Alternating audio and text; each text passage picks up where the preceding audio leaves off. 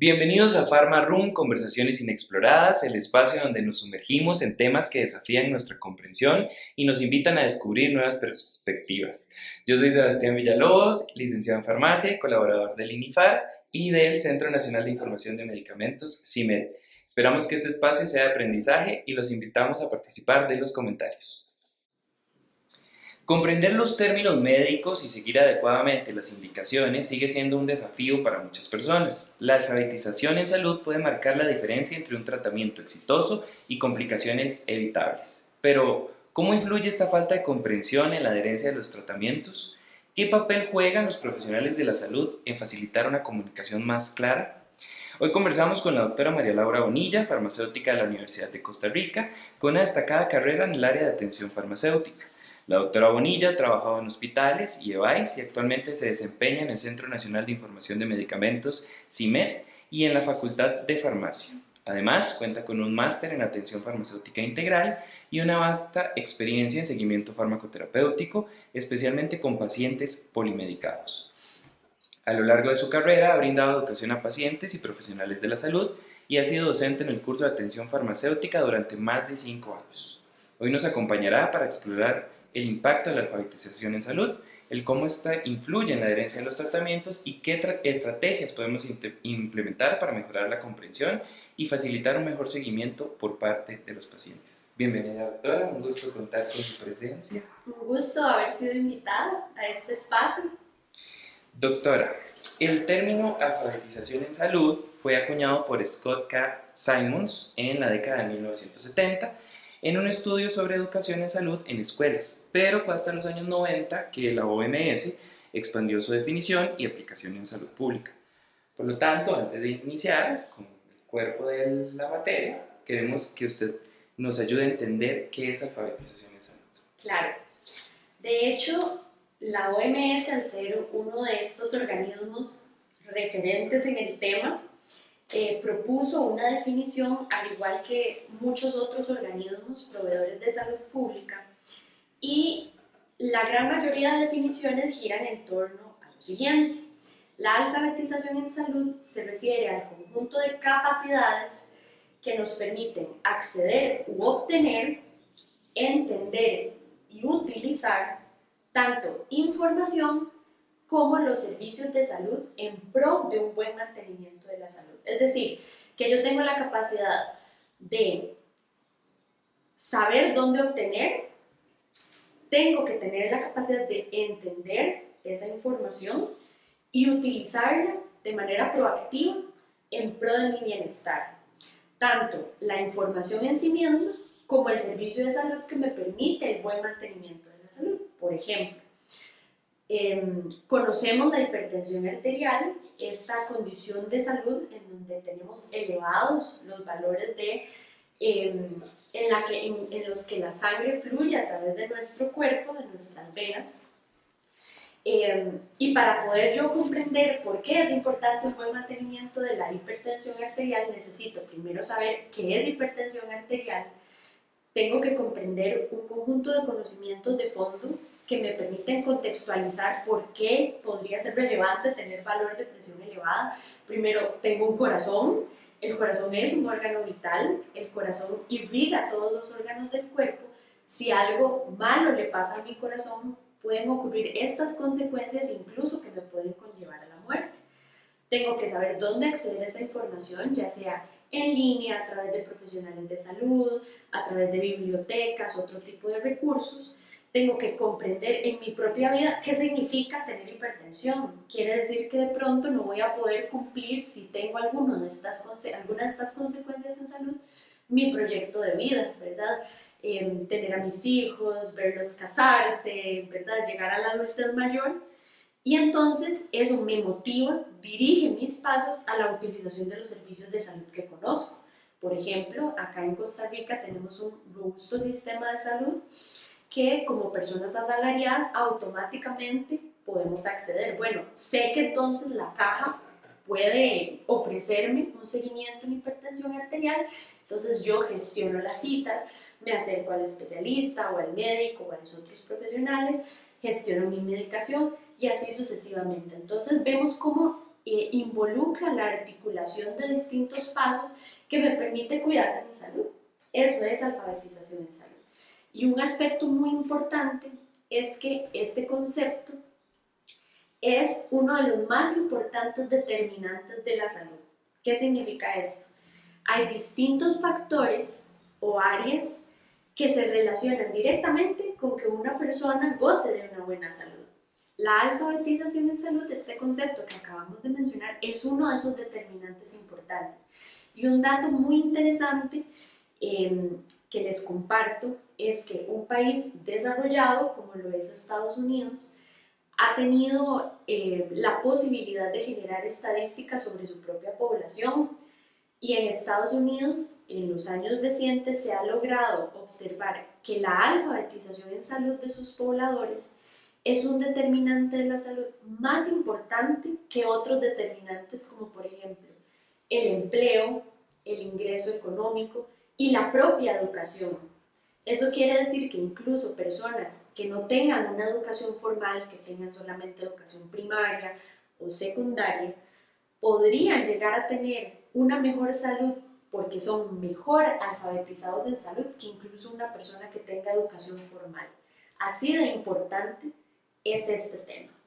Y entonces me gustaría tocar un tema muy importante porque vemos cómo hay diferentes determinantes en salud, vemos cómo hay diferentes poblaciones y estos determinantes afectan diferente a diferentes tipos de poblaciones o grupos, comunidades. De hecho, para inicios del siglo XX la alfabetización mundial no alcanzaba ni el 40%. Han habido muchos cambios, han habido muchas actividades o planteamientos que han hecho que la educación, la alfabetización en salud alcance hasta un 90%. Sin embargo, siguen existiendo personas que son muchísimo más vulnerables a los impactos de una baja alfabetización. ¿Qué me puede contar sobre estos grupos que son más vulnerables? ¿Existen grupos más vulnerables a la baja alfabetización? Claro que sí. Al ser la alfabetización, entonces, este conjunto de capacidades que nos permiten nuevamente acceder, entender y utilizar información y servicios, todos aquellos grupos poblacionales que tengan alguna situación que los vulnere a la utilización o el acceso a información, al entendimiento y a la utilización, son vulnerables a tener peor alfabetización en salud. Podemos hablar de algunos ejemplos. Hay situaciones, condiciones de salud, enfermedades que como población hacen más difícil que yo obtenga información. Y te doy un ejemplo que de hecho hemos estado conversando y analizando desde el CIMED, el Centro Nacional de Información de Medicamentos, y se trata de las personas que tienen alguna condición de discapacidad, como por ejemplo la pérdida auditiva o la sordera.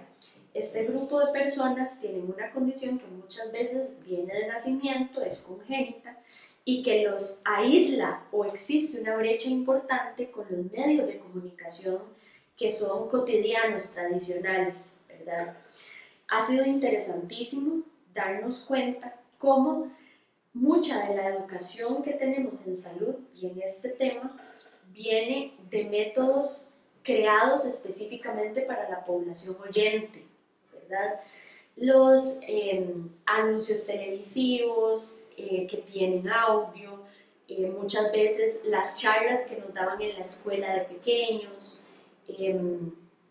la música, las conversaciones familiares, ¿qué papá? ¿Fuiste a la cita con el médico? ¿Cómo te fue? Ah, sí, bien, me encontraron esto y aquello. Simplemente esas cosas cotidianas son una fuente de alfabetización en salud que estas personas con discapacidad auditiva o con pérdida auditiva o sordera no tienen. Entonces se ha observado que por esta brecha en la capacidad de obtener información, estas personas exhiben una proporción superior de enfermedades prevenibles como la hipertensión arterial, como la diabetes, el colesterol elevado, porque no obtuvieron el mismo acceso que el resto de población.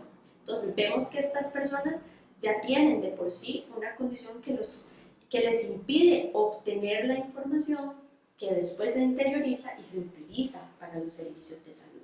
Te doy otro ejemplo. que no habla de personas con una condición de salud.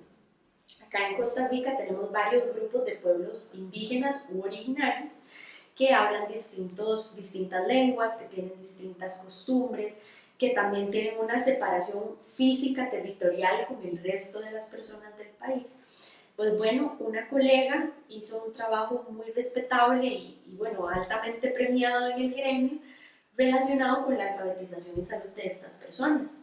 En su trabajo, ella observó que no solamente las diferencias lingüísticas repercutían en que ellos no obtuvieran la información de su salud, sino que les impedía utilizar los servicios a los que ya tenían acceso. Para contextualizarles, el grupo de indígenas que vive en la zona de Talamanca tiene cobertura de la Caja Costarricense del Seguro Social y hay un grupo que hace visita domiciliar a estas comunidades. Ya eso es algo genial porque se llega a la comunidad en sí misma, ¿verdad? Existe un acceso al servicio de salud, una cobertura que brinda atención médica, enfermera, medicamentos, farmacéutico y así sucesivamente. Ahora bien, se demostró que esto no era suficiente porque existía una brecha cultural en la manera en la que se brindaba la información a esta población. No porque tuvieran una condición de salud que les impidiera entender, internalizar la información, simplemente, y no simple, una brecha cultural separaba el entendimiento de esta población de los aspectos necesarios para utilizar los recursos de salud que tenían. Y te doy un ejemplo. Una paciente que recientemente se convirtió en mamá y que le diagnosticaban una infección en las mamas, una mastitis, y le prescribían un antibiótico para utilizarlo. Veamos aquí cómo se articulaban todos estos elementos. Recibió atención médica, el médico la examina y diagnostica una infección, se receta un medicamento que el sistema de salud puede pagar, el farmacéutico lo etiqueta y lo entrega, se ve bastante bien, ¿verdad? Pero esta mamá no hacía la utilización de su medicamento apropiadamente porque al momento de entregarlo y ella utilizarlo no comprendía bien por cuánto tiempo tenía que tomarlo, las horas a las que tenía que utilizarlo, por qué era importante utilizarlo, cómo eso iba a repercutir en la manera en la que ella daba lactancia a su bebé. Entonces existía una brecha importante relacionada con la parte lingüística y cultural de la entrega de la información. Entonces este es otro ejemplo en cómo una población tiene una vulnerabilidad a tener una mayor analfabetización en salud. Y es muy curioso porque todo esto se ve como una bola de nieve, digo yo. Entonces hay una mala alfabetización y usted lo decía. Entonces, esto conlleva que las poblaciones exhiban una proporción superior de enfermedades que pueden ser prevenibles, y entonces esto llega a afectar a los sistemas y servicios de salud, ¿cierto? Entonces, ¿cómo afecta la baja alfabetización en salud a los sistemas de salud en términos de esto, de costos y recursos? El impacto es enorme y se traduce en una inversión superior que el sistema de salud debe hacer para responder a las necesidades de esta población con menor alfabetización. Voy a dar un ejemplo acá de Estados Unidos, ya que en nuestros países adolecemos de estadística de este tipo.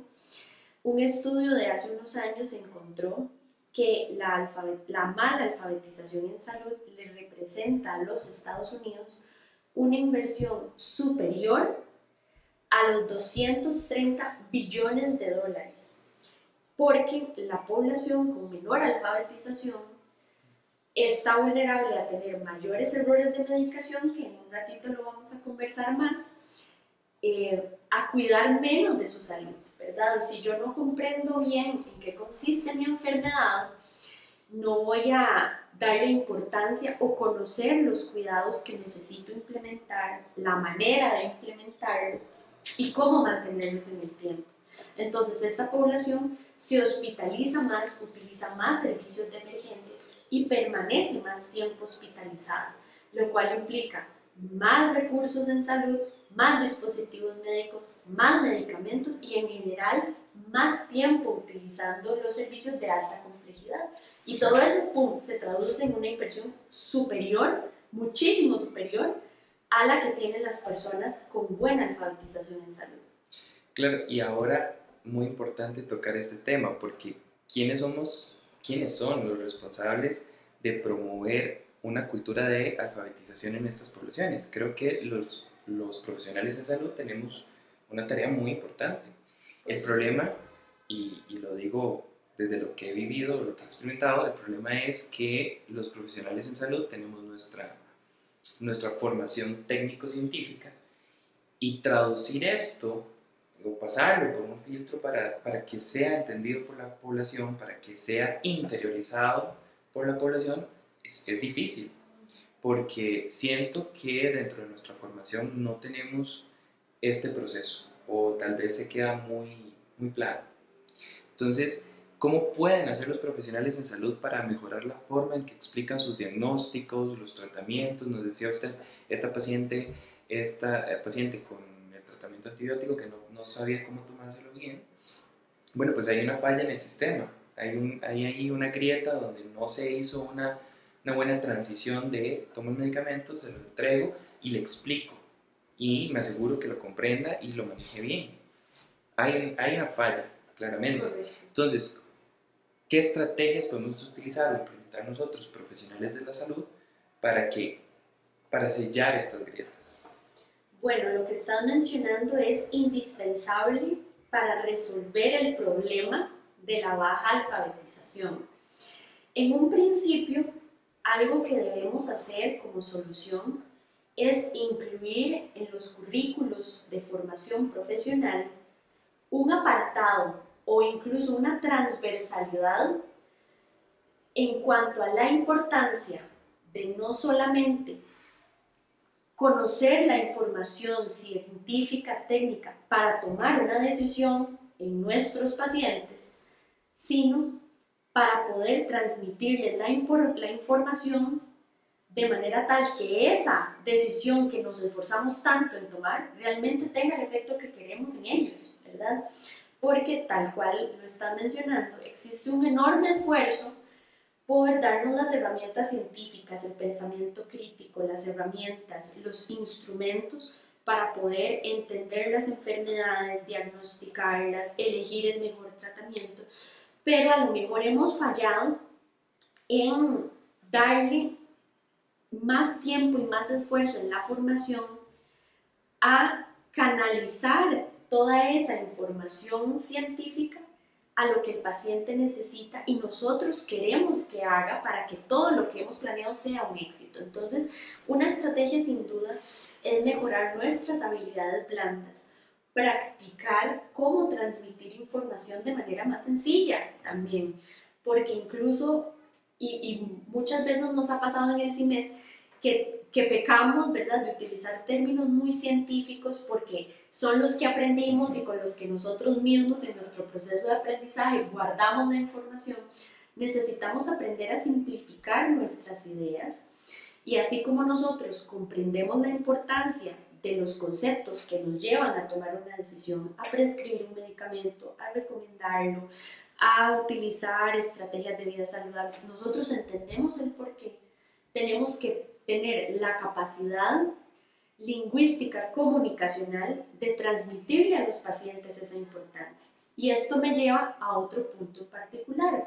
No solamente es la capacidad de poder cambiar la palabra, ¿verdad?, de poder no decir sistema inmune, sino defensas que protegen mi cuerpo, sino es tener el tiempo que los pacientes necesitan para poder entender y reafirmar estos procesos, ¿verdad? No solamente se trata de que yo pueda, ¿verdad?, transformar mis palabras y simplificar un proceso, ¿verdad?, como el ejemplo de esta mamá de comunidad indígena, de poder yo decirle, este tratamiento antibiótico va a impedir que la infección que usted tiene en su mama empeore y que usted eventualmente no pueda darle de mamar a su bebé, ¿verdad?, que pueda yo decirlo, sino que necesito prever un tiempo en mi atención en salud para poderme detener, no solo entregar el medicamento e irme, sino dedicar un tiempo pausado a poder entregar esta información. Y no solo entregarla, porque la comunicación conceptualmente es un camino bidireccional. Yo necesito corroborar que la persona al otro lado está comprendiendo la información que le estoy dando y la está interiorizando. Yo creo que no es difícil que podamos imaginar, ya sea por experiencia nuestra o de algún ser querido cercano, que no tuvieron una atención en salud y vos poner el nombre del profesional, farmacéutico en una farmacia, médico en una consulta, tanto pública como privada, ¿ok? Un nutricionista, un enfermero, en el que no se nos brindó el espacio apropiado para poder responder dudas, inquietudes, darle importancia a lo que estamos viviendo, ¿verdad? Puede ser que nosotros como profesionales estemos muy preocupados, tal cual lo decía, en elijo este medicamento porque es el mejor para que el paciente resuelva esta condición, pero a mí ni por aquí me pasa por la cabeza que al paciente le preocupa si ese medicamento le va a dar sueño la próxima semana que la hija se gradúa y ella quiere asistir al baile de graduación. Entonces yo necesito prever en mi consulta, en mi espacio de interacción, un tiempo para poder dar la información y atender dudas que pueden surgir que yo no tengo la capacidad de prever también. Entonces, esto implica un cambio en el paradigma que tenemos de atención, ¿verdad? Tanto a nivel individual como colectivo, es decir, la cantidad de tiempo, por ejemplo, que se designa como sistema de salud a las citas, ¿verdad? Si ya tenemos un tiempo limitado desde un principio, ya existe una enorme dificultad para llevar a cabo todas las actividades, ¿verdad? Si somos, por ejemplo, un médico de atención primaria, que tuve la posibilidad de trabajar en EVAIS, que solamente dispongo de 15 minutos para la atención y yo necesito examinar al paciente, revisar exámenes de laboratorio, ver el historial médico, perfectamente en eso ya se me fue el tiempo. ¿Qué pausa voy a tener yo para explicarle al paciente lo que tiene, lo que implica, lo que va a tomar, lo que puede esperar del tratamiento? Necesitamos un cambio en el paradigma del sistema de salud y todo lo que eso implica, ¿verdad? Más atrás, muy probablemente recursos, formación profesional, para que eso se vuelva una realidad. Necesitamos ese cambio de paradigma y también necesitamos el cambio en el chip individual. Yo como profesional necesito darle tanta importancia a mi proceso interno técnico-científico como al tiempo que le dedico al paciente. Necesito reforzar mis habilidades blandas, necesito anticipar, prever que hay situaciones que el paciente va a vivir o que tiene objeciones que va a hacer ante el tratamiento o la línea de recomendaciones que le voy a dar. Entonces necesitamos ese cambio, ¿verdad?, de perspectiva a nivel colectivo, sistemático y a nivel individual y profesional, que se acompañe también de una sensibilización en los currículos para entender la importancia de que esto se lleve a cabo. Y que eso, bueno, es un cambio que empieza por uno, por cada farmacéutico de comunidad. Usted lo decía, es muy difícil cambiar todo el sistema. Es un sistema que ya se arrastra, que en los hospitales no hay tiempo para hacer este tipo de intervenciones. Es real, o sea, no hay un tiempo, como decía usted, hay muchas otras tareas a las que hay que prestarle atención, que se creen prioritarias o que en parte son prioritarias, y se deja mucho de lado esta parte de educación y alfabetización del paciente. Pero podemos empezar desde las farmacias de comunidad, donde tenemos un grupo más pequeño de gente, tomando conciencia como farmacéuticos, identificando a qué pacientes se les puede dar, necesitan este tipo de intervenciones. Pero es un cambio, como decía usted, un cambio que empieza por uno, por concientizarse uno como profesional en salud y seguir, pues seguir arrastrando a todos nuestros colegas y los que somos docentes, a nuestros estudiantes en este proceso de cambio. Pero también es muy importante que mientras nosotros vamos agarrando estas herramientas, yo siempre he pensado que el paciente, además de conocer la información, tiene que empoderarse. Y uno, además de educar al paciente, tiene que empoderarlo con respecto a su tratamiento, su enfermedad, y que hasta él mismo llegue a dar cátedra de lo que tiene, de los cuidados que hace en su salud. ¿Qué mensaje le enviamos a estos pacientes? ¿Cómo un paciente puede ser más proactivo en su aprendizaje de salud sin caer en la desinformación, sobre todo en este tiempo que vivimos con tanto bombardeo de información de muchísimos medios de comunicación, redes sociales, etc.? Bueno, eso que estás apuntando también es indispensable porque el paciente y los usuarios de servicios de salud no somos entidades pasivas, no solamente recibimos. Y aquí, antes de responder tu pregunta, voy a hacer un paréntesis importante en un término que se llama adherencia al tratamiento. La adherencia al tratamiento es la capacidad que tenemos como personas de apegarnos a el mejor uso de un medicamento, de una terapia, puede ser física, puede ser mental, psicológica, de seguir una dieta. Es esta capacidad que tenemos de apegarnos a la mejor manera de llevar a cabo esa intervención, ¿verdad? Y en la adherencia están involucrados también nuevamente muchos factores en la cual uno de ellos es el sistema de salud y los profesionales de salud. Entonces vemos que efectivamente nosotros como profesionales tenemos una cuota muy importante en la manera, una cuota importante de determinación en la manera en la que nuestros pacientes van a hacer uso de los recursos que como sistema de salud les damos o les facilitamos, ¿verdad? Ahora bien, algo que vos estás mencionando muy importante es que el paciente tiene un rol, puede tener un rol activo en su condición. Y se ha observado, y hay muchos estudios que lo validan, que cuando el paciente se involucra en el proceso de toma de decisión sobre su tratamiento, ese tratamiento tiene la capacidad de permanecer mucho más en el tiempo y el paciente apegarse mejor a él.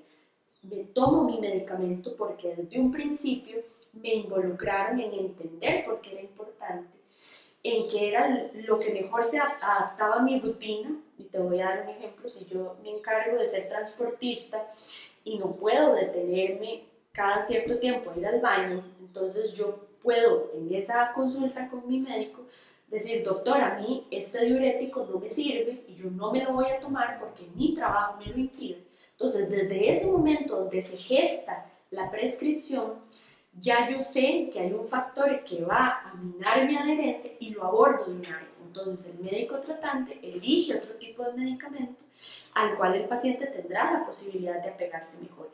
Eso pasa si le damos al paciente la oportunidad de involucrarse en su tratamiento. Por supuesto, esto tiene que ver mucho con el espacio que como profesional de salud podemos gestar para que eso se dé, ¿verdad? Pero también ocurre porque el paciente se empodera, y es algo que están mencionando que es súper importante.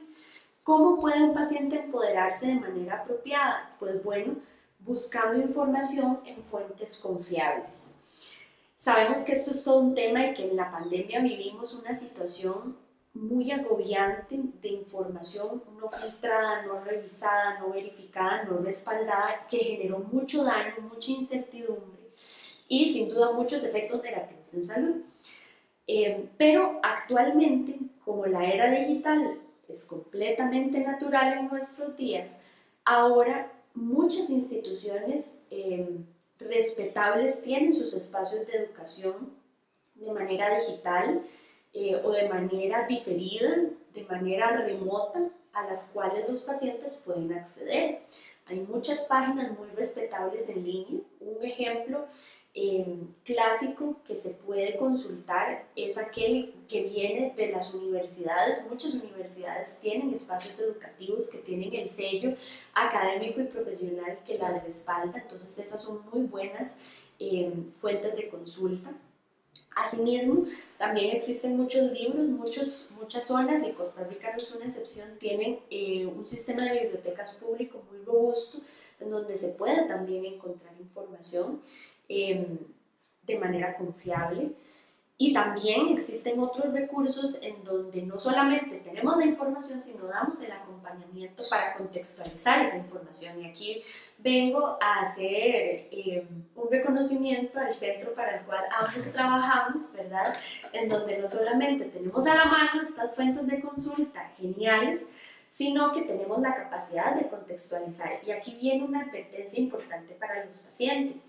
Puede que encontremos esta información genial en línea, ¿verdad? De estas fuentes robustas, pero muchas veces, como estos recursos se hacen de manera general, puede ser que lo que ahí se dice no aplique para mi caso. Entonces hay una contextualización que se tiene que hacer. Y este es un consejo para las personas, los pacientes que nos escuchan o los familiares, yo no tengo que casarme con lo que viene en línea o con la información de la que yo me estoy empapando por mí mismo.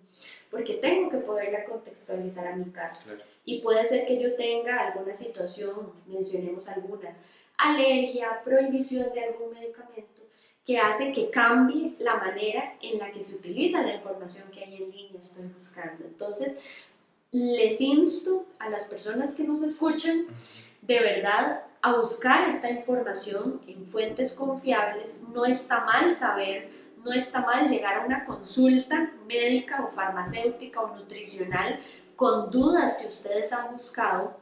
No está para nada mal, pero no se queden solo con eso, sino que acudamos al profesional de salud, pidamos un espacio, ¿verdad?, para poder conversar estas cosas con calma y validemos esa información a la luz de nuestra realidad, tanto personal como de salud, etc. Ese es mi consejo para estas personas. Perfecto.